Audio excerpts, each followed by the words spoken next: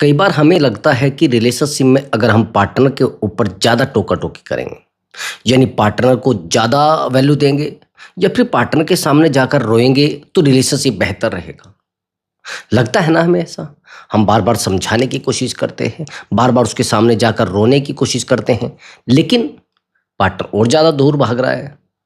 तो अगर आप चाहते हैं कि पार्टनर आपसे दूर ना जाए, आपके पास रहे और आपको बहुत ज़्यादा प्यार दे, चाहते हैं ना?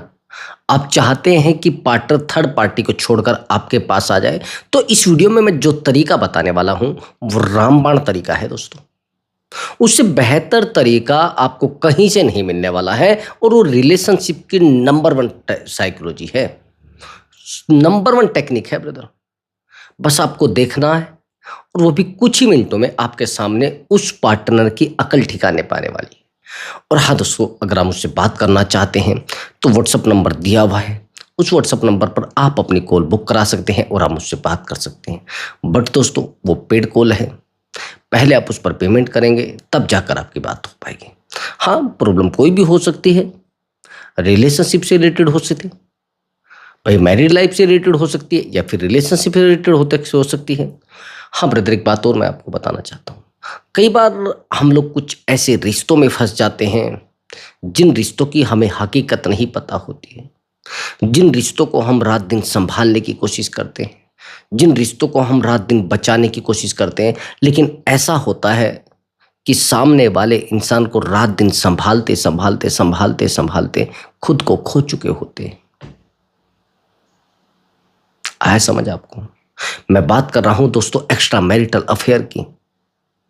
हम अपना पूरा फोकस लगा देते हैं, पूरी एनर्जी लगा देते हैं और पूरे बिजनेस को भी साइड करके, पूरी जॉब को साइड करके इस इंसान को हर वो चीज़ प्रोवाइड कराने की कोशिश करते हैं जिसको इसको नीड होती है।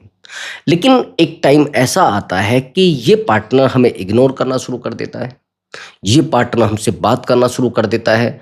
फिर ये कहता है कि यार तूने मुझे बार-बार कॉल क्यों कर रहा है तू? तू बार-बार मुझे मैसेज क्यों कर रहा है? हैरानी की बात ये होती है कि हम इसके सामने आँसू बहाते रहते हैं, लेकिन इसके ऊपर हमारे आँसुओं का कोई असर नहीं होता है। हमारे आँसुओं की कोई कदर नहीं होती है। अपना आराम से इसको फ़र्क नहीं पड़ता है, अपने काम में लग जाता है। लेकिन हैरानी की बात ये होती है कि ये वही इंसान है जो हमसे बात किए बिना चाय तक नहीं पीता था। अब क्या करोगे? इसके सामने जाकर रोओगे? चाहते हैं ना ऐसे इंसान को, ऐसे चीटर इंसान को और ऐसे गद्दार इंसान को रिग्रेट फील कराया जाए? चाहते हैं ना? हाँ, ये चाहते हैं ना आप? क्योंकि उस इंसान ने आपके साथ बहुत बड़ा एक फ्रॉड किया है। उस इंसान ने आपके साथ एक बहुत बड़ी चीटिंग की है, तो चाहते हैं ना उसको एहसास कराना? चाहते हैं तो आपको भागा-दौड़ी कुछ नहीं करनी है, इधर-उधर नहीं जाना है, अपॉइंटमेंट बुक करा लेना है, वो पेड कॉल है। उस इंसान को रिग्रेट फील कराने में, उस इंसान को एहसास कराने में, उस इंसान को आपके सामने रुलाने में मैं आपकी हेल्प करूँगा। उस इंसान को रिग्रेट फील होगा, वो रोएगा, वो गिड़गिड़ाएगा, लेकिन आपको कुछ नहीं करना है, बस आपको जैसे-जैसे मैं बताऊँगा वो करते जाना है। वो एक रिलेशनशिप साइकोलॉजी है जो मैं आपके ऊपर यूज़ करूँगा। हाँ दोस्तों, कोई जादू-टोना नहीं है, इधर-उधर का कोई प्रॉब्लम नहीं है। हाँ, उस इंसान को रिग्रेट फ़ील कराने में बहुत आसान होगा। तो चलिए दोस्तों, अपने टॉपिक पर आते हैं। कोई जादू-टोने की उम्मीद ना करें। हाँ, साइकोलॉजी से सही किया जा सकता है। ख़ैर, अपने टॉपिक पे आते हैं। अब आपका कहना है कि सर मैंने उस इंसान को हमेशा प्यार दिया है, मैंने उस इंसान को हमेशा वैल्यू दी है, लेकिन आज वो इंसान मुझसे दूर क्यों जा रहा है? अभी 2 दिन क्या लगभग मेरे पास 20 दिन पहले काउंसलिंग आई थी और इस महिला का कहना है कि सर मैंने उस इंसान को हर तरीके से सपोर्ट किया है। सर मेरी शादी हो गई थी, किसी रीज़न की वजह से शादी ना चल पाई और चल ना पाने के कारण ये लड़का है। मैंने कहा कैसे? कि सर ये लड़का मेरी फैक्ट्री में जॉब करता था और फैक्ट्री में जॉब करता था, लेकिन उस समय इसकी एज 25 थी और मेरी एज 35, यानी 10 साल का अंतर था। सब कुछ ठीक चल रहा था, सब चीज़ें बेहतर तरीके से हो रही थी, हर चीज़ बहुत बेहतर तरीके से हो रही थी। सर हमारा उसी समय रिलेशनशिप बना, हम लोग फिजिकल हुए, एक दूसरे को सपोर्ट करने लगे। लेकिन सर ये रिलेशनशिप किसी रीजन की वजह से मेरे हस्बैंड को पता लग गया, ये एक एक्स्ट्रा मैरिटल अफेयर है सर, ठीक है। और किसी रीजन की वजह से मेरे हस्बैंड को पता लग गया। सर मेरी फैमिली बैकग्राउंड बहुत बेहतर है, ये जो लड़का है इसकी फैमिली बैकग्राउंड बहुत लो है और बहुत डाउन माना। सर जैसे मेरे हस्बैंड को पता लगा, उन्होंने फाइट की मुझसे, उन्होंने मैनेज करने की कई बार कोशिश की, लेकिन मैं इसके जाल में फंसी हुई थी, इससे बहुत प्यार करती थी। लेकिन सर एक दिन ऐसा हुआ कि मेरे हस्बैंड ने मुझे कह दिया कि ठीक है, मुझे नहीं रहना आपके साथ और मुझे ठीक भी नहीं लगता। सर हमारा डिवोर्स हो गया। उस डिवोर्स का रीजन ये लड़का था। सर टाइम बीता, हम दोनों एक पति पत्नी की तरह रहने लगे, हर चीज़ एक दूसरे से शेयर करने लगे और एक दूसरे को वैल्यू देने लगे। हैरानी की बात यह है सर कि जितनी मैं इसको वैल्यू देती थी, ये उतना ही मुझसे दूर जाता था। आज सर प्रेजेंट में मेरी एज 45 है और इसकी एज 35 है शायद। और सर कंडीशन ये है कि अब ये मुझसे बात नहीं करता। अभी प्रेजेंट में एक लड़की के साथ है, जो लड़की इसको कंटिन्यू टाइम देती है, ये उसको टाइम देता है, ये उसको वैल्यू देता है, वो इसको वैल्यू देती है, दोनों एक दूसरे से अच्छे से बस कंफर्टली रह रहे हैं। लेकिन सर मैं दूध में से मक्खी की तरह निकाल के फेंक दी गई हूँ। सर मेरी ही कंपनी में सब कुछ, मैं इसको मालिक की तरह रखती हूँ सर, जो भी इसको चाहिए मैं प्रोवाइड कर देती हूँ। लेकिन सर दर्द इस बात का है कि आज ये इंसान मुझे कहता है कि यार मुझे भी अपनी लाइफ चलानी है, तो क्यों मेरे पीछे पड़ी है, क्यों मुझे डिस्टर्ब कर रही है, क्यों मुझे समझाने की कोशिश कर रही है। सर मैंने इस बंदे को जीरो से हीरो बना दिया है। आज मैंने इसको 50 लाख का मालिक बना दिया है और आज ये मुझे कहता है कि तेरा लेना देना क्या है मुझसे, तू बार बार मुझे कॉल मत किया कर, मेरी जो गर्लफ्रेंड है वो नाराज हो जाती है। अब उसने कहा कि सर मेरे पैरों नीचे से जमीन खिसक जाती है जब वो लड़की से मिलने आती है, सर मेरे सामने ही मिलने आती है। सर मैं घुट जाती हूँ, मैं टूट जाती हूँ और मैं अपने आप को खो देती हूँ। सर मैं एक बिजनेसमैन लेडी हूँ, मेरा एक बिजनेस चलता हूँ कि मैं एक बिजनेस लेडी हूँ, बिजनेस मैन तो नहीं लेकिन बिजनेस वोमेन हूँ सर मैं। खैर सर लाइफ बहुत उलझी हुई है और मैं चाहती हूँ कि ये रिश्ता बेहतर हो जाए। और सर मैं बहुत टूट चुकी हूँ, मेरी लाइफ में हर वो चीज़, हर तरीके से मैं डिस्टर्ब हो चुकी हूँ। उसको समझाना, उसको मनाना कुछ नहीं हो पा रहा है सर। प्लीज़ सर कोई ऐसा रास्ता बताइए जिस रास्ते को, जिस तरीके को मैं यूज करके इस लड़के को रिग्रेट फील करा सकूं, इसको एहसास करा सकूं, इसकी गलती का एहसास इसको मैं करा सकूं, ताकि ये मेरे सामने आकर रोए, ये कहे कि मुझसे गलती हो गई है। सर मुझे ना तो पैसे की परवाह है और ना, अब तो सर मुझे अपनी ज़िंदगी की भी परवाह नहीं रही है। मैं मानता हूं कि रिलेशनशिप में आने के बाद, वो भी इमोशनल रिलेशनशिप में, ना तो पैसे की परवाह हमें होती है और ना बस किसी चीज़ की परवाह नहीं होती, ना जिंदगी की परवाह होती है। टूटते जाते हैं, अकेले होते जाते हैं और बहुत अकेले हो जाते हैं। सर प्लीज मुझे गाइड करिए। मैंने कहा ठीक है, लेकिन क्या चाहते हैं आप? कि सर मैं चाहती हूँ उसको बस रिग्रेट फील हो। मैंने कहा कि देखिए आज के बाद आप इस लड़के को वैल्यू नहीं देंगे और आप अपनी पावर का इस्तेमाल करेंगे। आप इस कंपनी में ओनर है, एज ए मालिक हैं और ये एक जॉब करने वाला है। इसने कहा सर वो तो मेरे हस्बैंड हैं। मैंने कहा हस्बैंड हैं, है नहीं। इसने कहा मतलब ये सर क्या है? मैंने कहा हस्बैंड थे कुछ टाइम के लिए, सोचिए कि वो 1 महीने के लिए आपके हस्बैंड नहीं है। सर सारी देख रेख उन्हीं के पास है। मैंने कहा अगर आप उनको कुछ टाइम के लिए दूर करके फैक्ट्री को चला सकते हैं, हाँ चला सकती हूँ सर, मुझे तो नॉलेज है। मैंने कहा आप वहाँ जाना शुरू करिए, सारे वर्करों को कहिए कि आज के बाद ये आए तो इसको कुछ भी वैल्यू मत देना और इसको टाइम मत देना। इसने कहा सर उससे क्या होगा? मैंने कहा आप देखते जाइए तमाशा, बस फिर देखिए क्या होता है। मैंने कहा कि आज के बाद इसको कभी आप कॉल नहीं करोगे, इसको मैसेज नहीं करोगे, इसके सामने रोओगे नहीं और इसको बार-बार ये नहीं कहोगे कि उस लड़की के पास नहीं जाना है।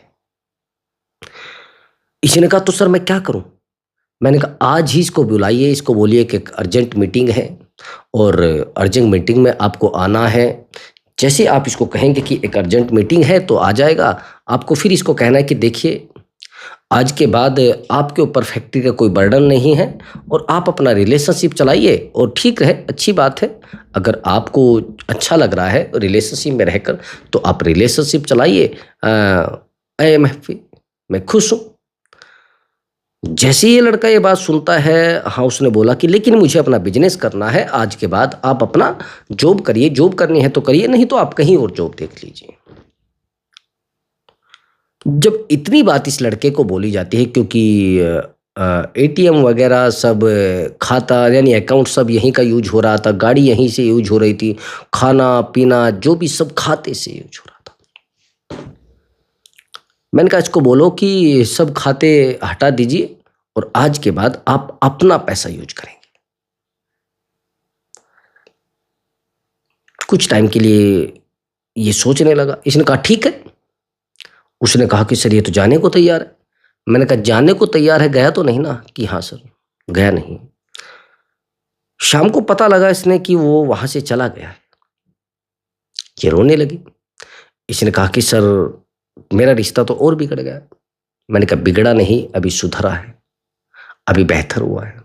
अगर कोई आपको इमारत बनानी है और बेहतर बनानी है तो तोड़ना तो पड़ेगा ना, वहाँ पे कंस्ट्रक्शन भी कराना पड़ेगा, वहाँ से एक जिसे बोलते हैं ना फाउंडेशन भी तैयार करनी पड़ेगी, नींव बनानी पड़ेगी और बहुत सारी चीज़ों को तोड़ना पड़ेगा, बहुत सारी चीज़ों को बनाना पड़ेगा। अब एक नया मकान बनाने के लिए या इधर से उधर शिफ्ट करने के लिए चीज़ों को इधर से उधर हटाना पड़ता है, तभी तो एक बेहतर चीज़ों की हमें उम्मीद होती है। तो इसने कहा कि सर इससे क्या फ़ायदा होगा? मैंने कहा फ़ायदा ही तो देखना चाहते हैं आप, ठीक है। इसने कहा कि सर मुझे नहीं पता, मैं तो चाहती हूँ वापिस आई। अब ये ठीक हो, एक दिन बीता, 2 दिन बीते। मैंने कहा कि साइलेंट हो जाइए, कोई इसको कॉल मत करना, कोई मैसेज मत करना और अपने वर्करों को सबको कह दीजिए कि कोई भी वर्कर अगर इसको फ़ोन करके कुछ बताएगा तो उसको मैं निकाल दूंगी। समझ लेना, अपनी जॉब के बारे में सोच लेना। तो जैसे ही ये होता है, कोई वर्कर फ़ोन नहीं उठाता है, ये बात नहीं करता है। 2 दिन बीतते हैं। 2 दिन के बाद वो जो थर्ड पार्टी होती है वो उससे मिलने आती है। उस लड़के ने इस महिला को बताई और वो सीधा इस फैक्ट्री में आ जाती है। ये लेडीज भी उससे मिल लेती, बाद में बताती है सारी घटना, ये इसको कुछ नहीं कहती है। वो जब मिलने आती है तो वो इसको कहती है कि यहाँ के मालिक कहाँ हैं? तो ये मैडम तुरंत उसको बोल देती मालिक नहीं है वो तो नौकर है यहाँ पर। और जितना भी अटैचमेंट था उस बेहतर लाइफ से था, उस लड़की का उस एंजॉयमेंट से था, उस फैक्ट्री के मालिक से था, उसकी पद प्रतिष्ठा से था। प्रेम नहीं था, वो केवल अटैचमेंट था। जैसे ही उसको पता लगता है तो उसको वो कहने लगती है, क्योंकि उसने बता रखा था कि मैं इस फैक्ट्री का ओनर हूं। जैसे ही उसको पता लगता है वो उसको कहती कि तू चीटर है, तूने मेरे साथ बहुत धोखा किया है, तूने मेरे साथ बहुत गलत किया है, मुझे तेरे साथ नहीं रहना है। 2 दिन बीतते हैं और इसका वो नंबर ब्लॉक कर देती। जैसे नंबर ब्लॉक करती है ये बेचैन, बेचैन तो होना ही था भाई। जिस इंसान ने झूठ बोलकर कोई रिश्ता बनाया हो तो आज नहीं कल उसकी हकीकत सामने आनी है। तो जैसे ये सब चीजें होती है, अब ये कहता है कि सर, वो महिला कहती है कि सर इसका मुझे कॉल आया। मैंने कहा कॉल रिसीव मत करो। फिर कॉल आते हैं, कॉल आ जाते हैं लगभग 98 कॉल नहीं उठाती।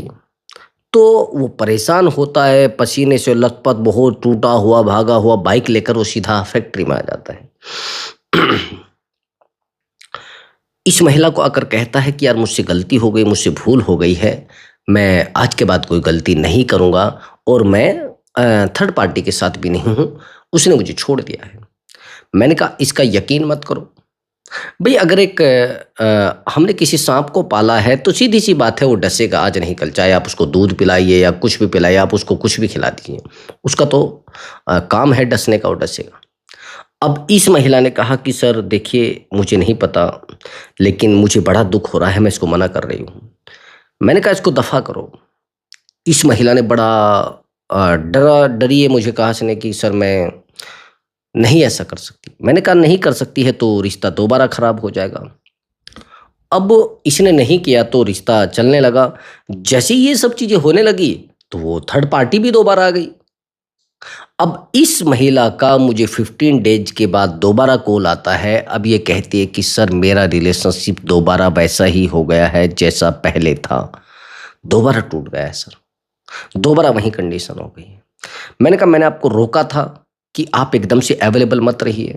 तो ख़ैर ये चीज़ें जो मैंने आपको बताई है, फिर मैंने एक ट्रीटमेंट दिया, दूसरा ट्रीटमेंट देने के बाद सब चीज़ें बेहतर हुई और रिश्ता बेहतर चला।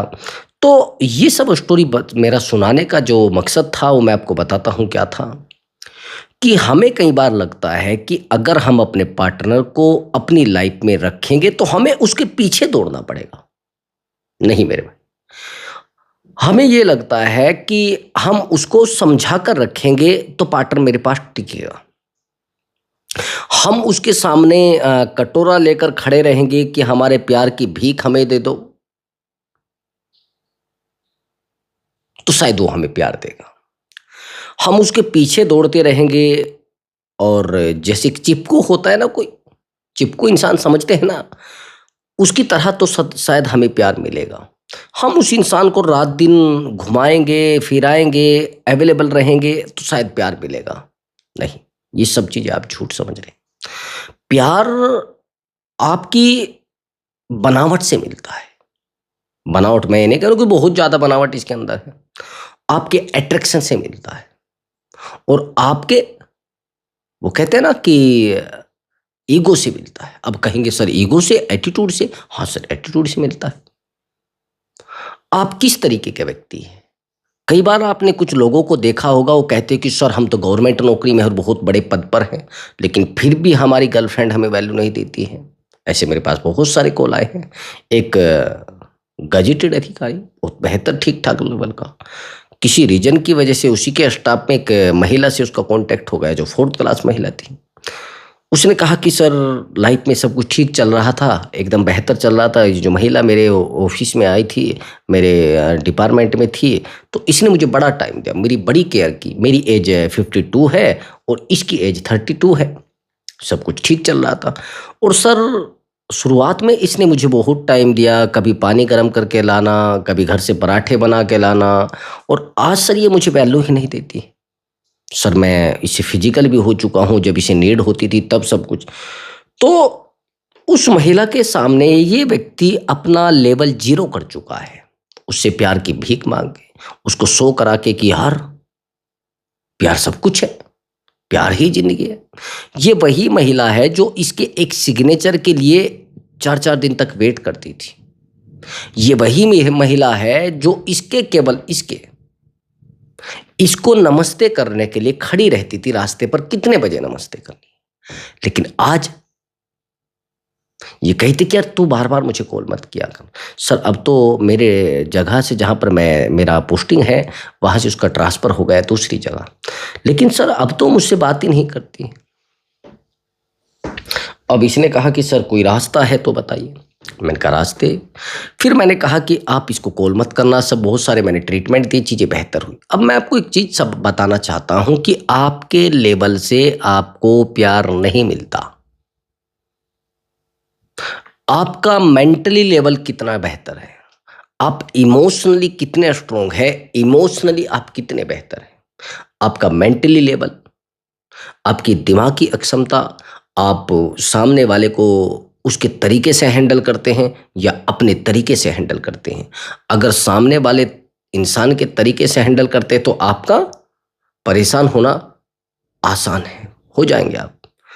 आपके रोने से कुछ नहीं होगा, आपके गिड़गिड़ाने से कुछ नहीं होगा और आपके उस इंसान को समझाने से कुछ नहीं होगा। ठीक है?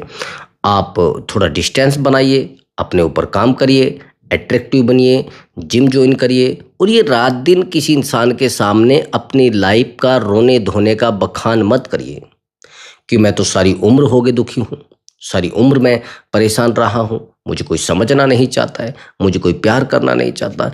ये गलती आज आपको बहुत बहुत कमज़ोर कर रही है मेरे भाई। ऐसा मत करिए, लाइफ खराब हो जाएगी, रिलेशनशिप खराब हो जाएगा। रोने की ज़रूरत नहीं है, परेशान होने की ज़रूरत नहीं है और उस इंसान को समझाने की भी ज़रूरत नहीं है। That's all. रोना नहीं है, गिड़गिड़ाना नहीं है, परेशान नहीं होना है और उस इंसान को अपने दुखड़े सुनाने की ज़रूरत नहीं है। अब आप कहेंगे कि सर अट्रैक्शन से क्या होता है? आपने देखा होगा कि जो व्यक्ति अपनी बॉडी का बहुत ध्यान रखता है, जैसे जिम ट्रेनर या किसी की फिटनेस बहुत बेहतर है, तो ज़्यादातर महिला उनसे अट्रैक्ट हो जाती है, उनकी तरफ आकर्षित हो जाती है। उनकी कई-कई गर्लफ्रेंड मैंने देखी। मेरा एक फ्रेंड है, वो जिम ट्रेनर है। उसका कहना ये है कि सर मेरे खर्चे सारी मेरी गर्लफ्रेंड उठाती हैं। अभी ये 25,000 के शूज़ गिफ्ट किए हैं, मुझे घड़ी गिफ्ट की है 25,000 की, ड्रेस, प्रोटीन, हर वो चीज़ वही प्रोवाइड कराती है। मैंने कहा मैरिड है कि मैरिड भी है, कुछ अनमैरिड भी है। आप जानते हैं कि जिम ट्रेनर की सैलरी ज़्यादा तो होती नहीं, ये 10 से 15,000, लेकिन खर्चे उस बंदे के 60 से 70,000 हैं। उसने कहा कि सर सारा कुछ खर्चा वही वहन करती है, सारा कुछ वही करती है। मैं आपको एक चीज़ बताता हूँ कि आप अगर अट्रैक्टिव दिखते हैं तो लोग आपके सामने आकर नतमस्तक हो जाएंगे। आपके गर्लफ्रेंड हो या आपका बॉयफ्रेंड हो या आप बहुत कमज़ोर हैं तो फिर कोई नहीं आएगा। तो परेशान मत होइए, अट्रैक्टिव अपने आप को बना लीजिए, बेहतर बना लीजिए। सामने वाले इंसान को रुलाने के लिए ये बेहतर तरीका है। आप रोएंगे तो भाग जाएगा, समझाएंगे तो भी भाग जाएगा। तो रिलेशनशिप में सबसे बड़ी गलती हम यही करते हैं कि अगर थर्ड पार्टी भी आ जाती है तो थर्ड पार्टी निकालने के हम लोग तरीके पता है क्या अपनाते हैं? उसके सामने जाकर रोना, उसकी कमियां निकालना, उसकी चोरी पकड़ना, वो किसके साथ जाता था, किसके साथ रहता था, वो कौन थी, तो उस दिन भी गया था। हाँ, ये चोरी पकड़ना मतलब रिश्ते को खोखला करना। That's all. ऐसा नहीं करना है। थर्ड पार्टी को निकालने के लिए उससे थोड़ी डिस्टेंस बना ले, ज़्यादा गुस्सा नहीं करना है, ज़्यादा फाइट नहीं करनी है, मेंटली डिस्टेंस बनानी है, फिजिकली नहीं बनानी है। उससे बात कम करनी है, गुस्सा नहीं करना है, उसकी बार बार चोरी पकड़ने की कोशिश नहीं करनी है, अपने आप को बेहतर बनाने की कोशिश करनी है। हम लोग एक गलती और भी करते हैं, अगर थर्ड पार्टी हमें मिल जाती है हमारे रिलेशनशिप में तो इनसिक्योरिटी फील करने लगते हैं और वो इनसिक्योरिटी रिश्ते को खोखला कर रही है मेरे भाई। रुकिए, इनसिक्योरिटी मत करिए और उसके पीछे मत दौड़िए, उसको मनाने की कोशिश मत करिए, उसको जाने दीजिए जहां जा रहा है। केवल 15 डेज के लिए अपने आप को थोड़ा बेहतर बना लीजिए। उसके सामने झुकिए मत, उसके सामने उसको समझाइए मत जाकर। करना क्या है फिर आप कहेंगे? बस अट्रैक्टिव बनने पे काम कर लीजिए 15 डेज के लिए। आप कहेंगे सर 15 डेज में क्या अट्रैक्टिव बन जाएंगे हम? अरे 2-4 ड्रेस तो बदल सकते हैं, या नहीं समझे? आज के टाइम में तो बहुत सारी चीजें चली है। बहुत फेस को क्लीन रखिए। मैंने देखा है जैसे आप रिलेशनशिप में आ जाते और थर्ड पार्टी आ जाती है, आप शेविंग तक नहीं कराते, कटिंग तक नहीं कराते, ड्रेस तक नहीं बदलते, आप वही पुराने कपड़े पहने रखते हैं। तो भाई जब तक आपके पास खुशी नहीं होगी तब तक सामने वाला आपके पास नहीं टिकेगा। That's all. अगर आपको हमारा वीडियो अच्छा लगा है तो वीडियो को लाइक और चैनल को जरूर सब्सक्राइब करें। अब की बार मैं आपके लिए एक बेहतर टॉपिक लेकर आया हूं। नमस्कार दोस्तों।